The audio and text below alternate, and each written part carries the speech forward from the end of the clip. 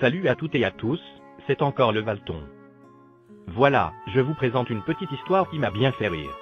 Cette histoire, fortement inspirée de La Cigale et la fourmi de Jean de La Fontaine, a été écrite par Jean-Claude Chiuta-Savary, artiste contemporain. Sur Skyrock, il est également connu sous le nom de Atelier Paptard. La fourmi travaille dur tout l'été sous la chaleur. Elle construit sa maison et prépare ses provisions pour l'hiver.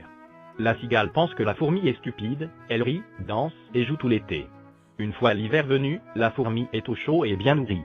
La cigale grelottante de froid organise une conférence de presse et demande pourquoi la fourmi a le droit d'être au chaud et bien nourrie, tandis que les autres, moins chanceux comme elle, ont froid et faim.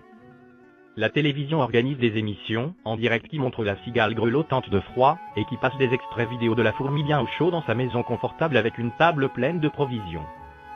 Les Français sont frappés que, dans un pays si riche, on laisse souffrir cette pauvre cigale tandis que d'autres vivent dans l'abondance. Les associations contre la pauvreté manifestent devant la maison de la fourmi. Les journalistes organisent des interviews, demandant pourquoi la fourmi est devenue riche sur le dos de la cigale, et interpellent le gouvernement pour augmenter les impôts de la fourmi afin qu'elle paie sa juste part. La CGT, le Parti communiste, la Ligue communiste révolutionnaire, les Verts, la Nouvelle Gauche, la Nouvelle Droite, le Juste Centre, Droit au logement, organisent sitting et manifestations devant la maison de la fourmi. Les fonctionnaires décident de faire une grève de solidarité de 59 minutes par jour pour une durée illimitée. Un philosophe à la mode écrit un livre démontrant les liens de la fourmi avec les tortionnaires d'Auschwitz. En réponse au sondage, le gouvernement rédige une loi sur l'égalité économique et une loi, rétroactive à l'été, d'antidiscrimination. Les impôts de la fourmi sont augmentés, et la fourmi reçoit aussi une amende, pour ne pas avoir embauché la cigale comme aide.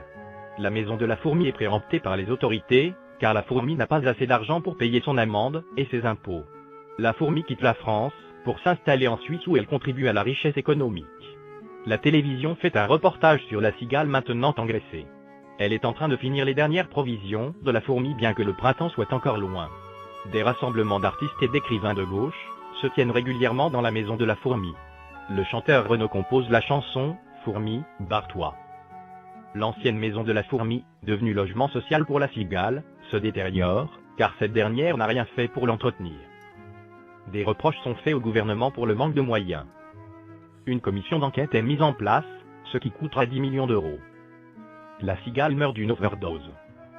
Libération et Humanité commentent l'échec du gouvernement à redresser sérieusement le problème des inégalités sociales. La maison est squattée par un gang de cafards immigrés. Les cafards organisent un trafic de marijuana et terrorisent la communauté. Le gouvernement se félicite de la diversité multiculturelle de la France. Fin. Oui, c'est fini.